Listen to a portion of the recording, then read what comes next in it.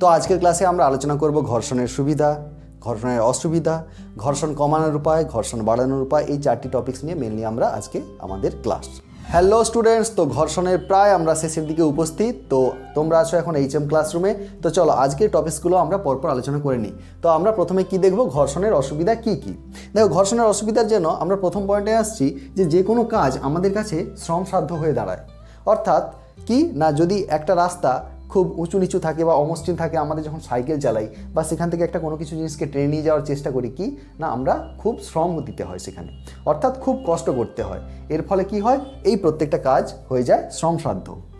ঘর্ষণজনিত ক্ষয়, অর্থাৎ দেখো এই যে যন্ত্রপাতিগুলোর মধ্যেও তো ঘর্ষণজনিত বল উদ্ভব হয়। তো এই ঘর্ষণজনিত বলের ফলে কি হয় না, এই যন্ত্রপাতিগুলোর মধ্যে ঘর্ষণের ফলে ক্ষয় উৎপন্ন হয় এবং ক্ষয় পরবর্তীতে কি হয়, ওই যন্ত্রটাকে নষ্ট করে দিতে পারে। এরপর আসছি ধরো কর্মদক্ষতা হ্রাস।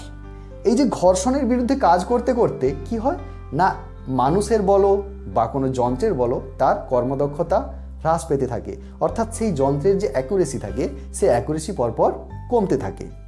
এরপর আসছি ধরো ঘর্ষণজনিত তাপের উদ্ভব হয়।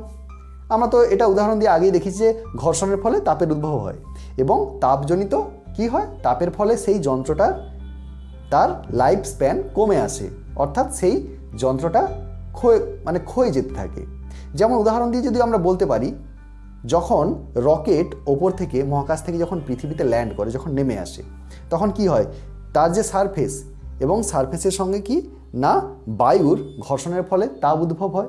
এর ফলে কি হয়, সেই যন্ত্রগুলোতে আগুন লেগে যাওয়ারও সম্ভাবনা থাকে এবং এরকম ঘটনা ইতিহাসে অনেকবার ঘটেছে।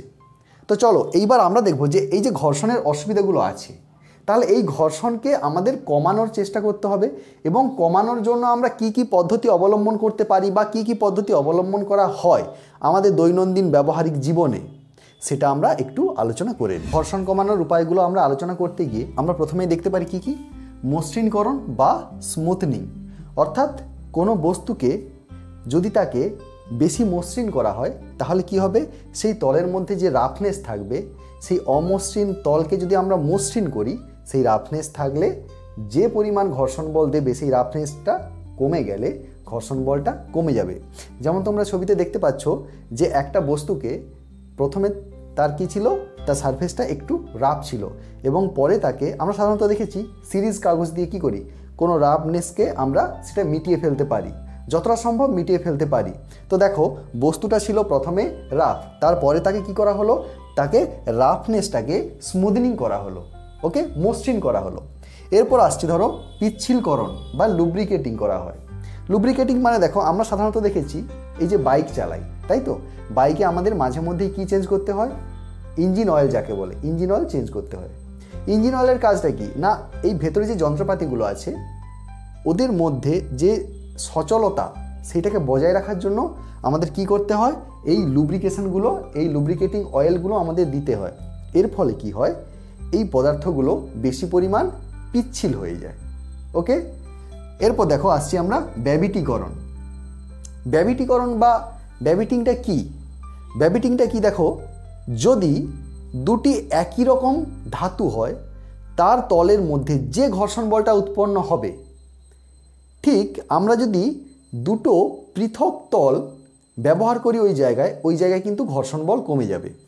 এই জন্যই কী করা হয়, যখন দুটো একই ধরনের তলের মধ্যে ঘর্ষণ হয় তখন কি করা হয়, একটা তলকে কিছু সংকর ধাতু দ্বারা নির্মিত কোনো পাতলা স্তর দ্বারা তাকে আচ্ছাদিত করা হয়। তোমরা ছবিতে দেখতে পাচ্ছ যে একটা পদার্থের ওপর কিভাবে তার চারপাশে ব্যাবিটিং কোটিং দেওয়া আছে, একটা অন্য ধাতু সংকর ধাতুর কোটিং দেওয়া আছে, কিসের জন্য না তার ঘর্ষণ বলটাকে কমানোর জন্য। এরপর আসছি ধরো বল বিয়ারিংয়ের ব্যবহার। বল বিয়ারিংয়ের ব্যবহার সম্বন্ধে তোমাদের আলাদা করে আর কিছু বলতে হবে না। আমরা জানি যে কোনো চাকা বা যন্ত্রাংশে, যেগুলো আমরা সাধারণত দেখে থাকি সাইকেল, বাইক বা মোটর কার, যে কোনো, যখন সাইকেলে ওই চাকাতে আমরা কি দেখি না বল বিয়ারিংয়ের ব্যবহার দেখি। বল বিয়ারিংটা কি তোমরা ছবিতে দেখতে পাচ্ছ যে বল বিয়ারিংয়ের সিস্টেমটা এমন হয়, তুমি ভেতরের পার্টটাকে ফিক্সড রেখে বাইরের পার্টটা ঘোরাতে পারবে, অথবা বাইরের পার্টটা ফিক্সড রেখে ভেতরের পার্টটা ঘোরাতে পারবে।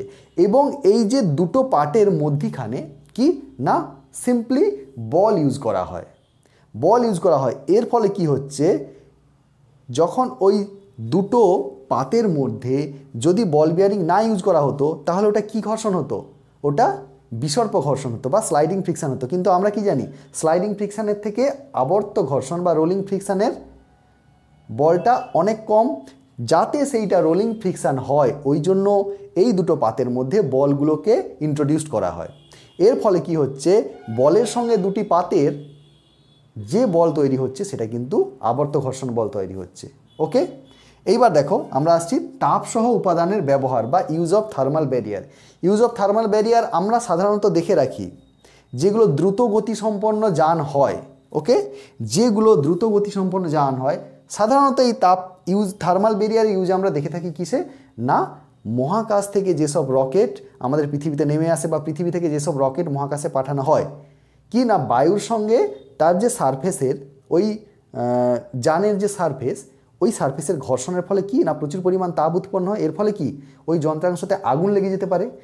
যাতে না আগুন লেগে যেতে পারে, অর্থাৎ ওই তাপটাকে যাতে সহ্য করতে পারে সেরকম ওই যানের বাইরে একটা কোটিং দেওয়া হয়, থার্মাল ব্যারিয়ারের কোটিং একটা লেয়ার দেওয়া হয়, যাতে ওই তাপটাকে ও কি করতে পারে, অ্যাবজর্ব করতে পারে। এরপর আসছি দেখো ধারারেখ আকৃতির প্রয়োগ but application of streamline shape বা যাকে আমরা এরোডাইনামিক ডিজাইন বলতে পারি। আমরা দেখেছি যেসব ফাইটার প্লেন হয় বা জেট প্লেন হয় দেখেছি, তো সেগুলো দেখব যে তার সামনের দিক এবং পেছনের দিক কি হয়, সূচালো হয়। কেন না এই বায়ুর বাধাকে অতিক্রম করার জন্যে।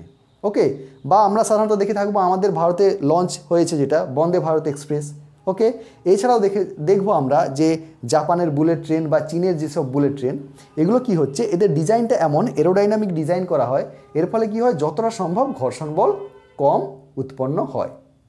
তো এইবার দেখো আমরা তো ঘর্ষণের অসুবিধাটা কি দেখে নিয়েছিলাম, এবার ঘর্ষণের সুবিধে কি সেটাও আমরা জেনে নিই। দেখো ঘর্ষণের সুবিধে যদি আমাদের আলোচনা করতেই হয় আমরা কি বলতে পারি যে ঘর্ষণ ছাড়া কিন্তু এক কথায় আমরা অচল।